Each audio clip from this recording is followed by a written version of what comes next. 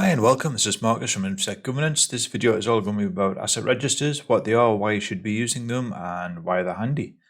At the moment, if you don't know what an asset register is or what an asset can be classed as anything that is useful to your business.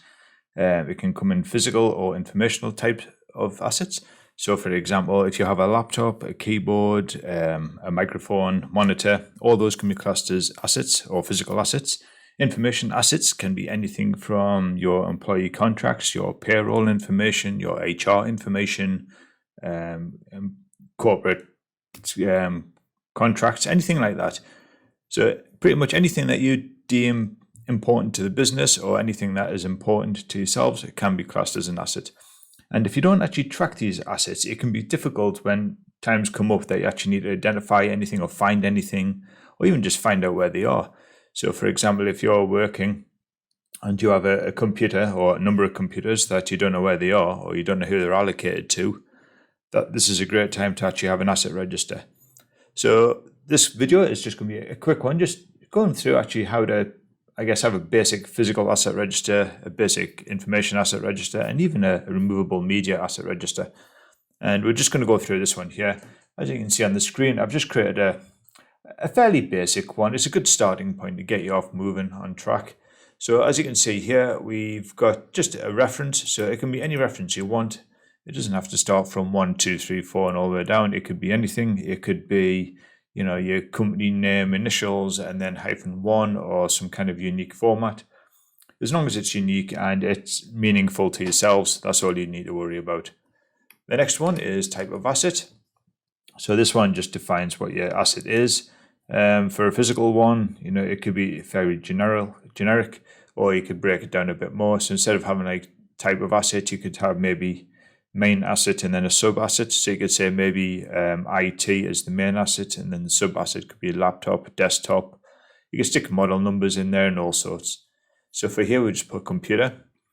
And then the description of an asset, again, this could be the sub asset or anything else. It's just to give yourself a description of what it is, make it a bit easier for you to identify it.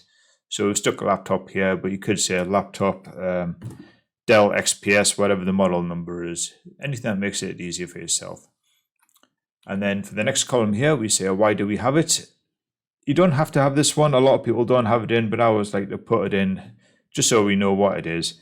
So for example, if you've got a lot of different assets and you've got something that doesn't quite make sense or you can't remember what it's for, if you've got a column in there saying why you've got it and why you're using it, it might just, give you that light bulb moment of, yes, that's the one. And then location, here we've just stuck head office in, but it could be anywhere. It could be at the time of the moment of COVID, it could be saying it's in employee's home, or it could be in office X, office Y, or something like that. It just gives you an idea where it's located. And then for assets, every asset should always have an owner. It's quite important for that. So just stick down the person's name who it's assigned to. If it's in a company where, I don't know, it's a generic device or something like that, maybe IT, maybe stick down IT or something like that. But as long as you know you can go to some owner or some individual or group of people to find that asset, then that's the main thing. And then next one is serial number. Obviously, serial numbers are always good if you have any issues or any problems, and you can identify those assets a bit further. That's great. And then encrypted, obviously with GDPR in Europe and the UK. So it's good to encrypt everything to make sure it's all fine, and also helps you to protect your personal information, your employees' information, your customers' information even. So just log that in there, whether or not it's encrypted or if it isn't, or if it is encrypted, what type of encryption is it? And that just helps you prove or identify and document all the information that you have. The next one is trackable. Yeah, you can stick this down. You don't have to, but it's always good to know which assets that you have are trackable. So for any laptops, if they've got, Find My Device, or mobile phones, they've got Find My Device, you can say, yes, it's trackable. And then you could actually stick a link in there to whichever website you go to track the information. Remote wipe. This is not really not really used for laptops or anything like that, but it could be more for mobile devices, or if you use mobile device management or MDM, you can stick in there whether or not you're able to actually remotely wipe those devices. And then status obviously, as it says in the column name, is it in use, isn't it? Is it a temporary one? Is it stuck in storage for emergency spares or anything like that?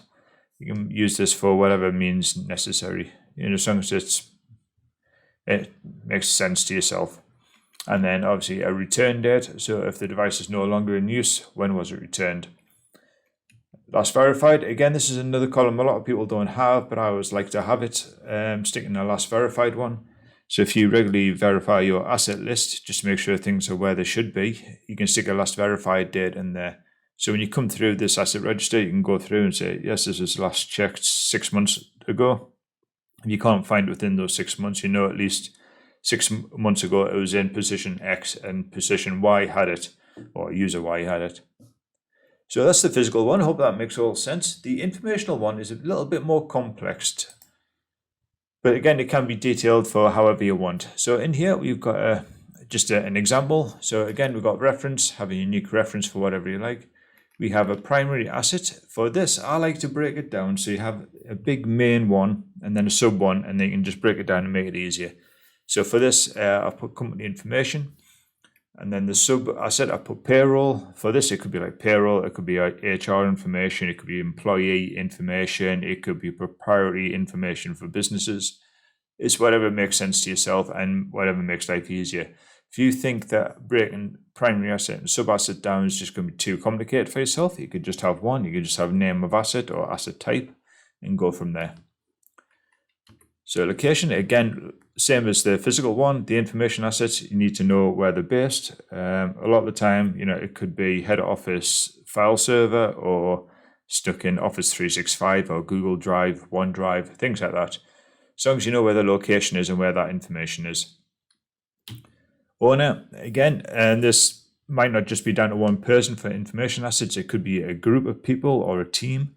So although I've stuck John Smith down here for payroll, normally it's not just one person in payroll, it could be the payroll team or the payroll office. So you can stick that name there. And coming down mainly for data protection and GDPR and stuff for Europe and the UK, is this information personal data or does it have personal data in? So has it got identifiable means, so is it name, email address, main address, phone numbers, anything that can identify the person. So here we've just said yes. Sensitive information. Does it have your sexual orientation? Do you have any health issues? Anything like that? Anything that's sensitive? So stick yes or no for that. And then again, who has access? So again, this could just be a group of people or anything like that. And then shared externally. Is this information actually shared externally? So with a lot of information, it could actually be shared externally. So for example, for payroll that we've got here, we said third-party access accounts in HMRC. So for example, if you're using a third-party application such as Sage, Xero, anything like that, that information is actually going to be outside of the business. It's actually going to go onto a third-party company and their infrastructure and their storage areas. So you need to know where that information is going to be stored, who's got access to it, where it is, and things like that. So if there is ever a data breach or you ever have an issue or anything's gone wrong and you have an incident, you know exactly where to find that information. So the format is it digital? Is it paper-based? Is it something else? Is it a CD, DVD, anything like that? It just makes your life a little bit easier and just helps you identify the information. So for example, payroll, you might have paper-based stuff and digital. So for example, being stored in the cloud in an application, as well as having paper-based information such as, payroll or contracts, things like that. And then retention period, again, how long are you going to keep this information? For this example, I've just said for the employee lifetime. So for example, you're going to keep that information for as long as this employee is at the office and employed. And then once he leaves, keep it for an extra 3 months. That's mainly because if they left and then they had a grievance against you and they wanted to say, what information do you have with me, or this wasn't paid right, or that wasn't paid right, you've still got their information. And then once that's done, you get rid of it. Then, are you a data controller or processor? This is always good to know. Are you actually controlling the data? Are you actually processing the data? Who has access to the data? Have you uploaded the information to a third party, or they're processing the data for you, and going from there. And then lastly, legal documents I'll put in here. This is always good to know what information or what legal documents do you have with the information that's associated. So for this example, for payroll, it might be employee contract and various tax records. If you had an asset of company information, a sub-asset of contracts, then the legal documents might be terms and conditions, it might be non-disclosure agreements, it'll be contract of services and things like that. And then lastly is removable media. This is a fairly basic one. Again, we just have an ID, a unique ID, a description of the asset. Just put whatever the device is or whatever the description is, location and where is it stored, who's the owner. It can be either a person or a group of people. The device serial number. Is it encrypted? If it is, how is it encrypted? Is it full disk encryption? Is it file and folder encrypted? Is it a couple of volumes encrypted and things like that? When was it checked out? So when did someone actually get the device? And then when was it lastly checked in? And that's pretty much it. I hope this all makes sense to you. I'll put this up I'll store it on our website so you can actually download this trial. Well, not the trial, but you can download this file. So you can actually use it as a starting point for yourselves. I'll stick it in the link just below this video. And I hope you enjoyed this. If you do like this, feel free to like the video, subscribe to us. We're starting to push out a lot more content at the moment, a lot more informative information. So if you have any ideas or any comments on what you'd like to see in the future, feel free to just see them in the comments below and go from there. Right, thanks very much.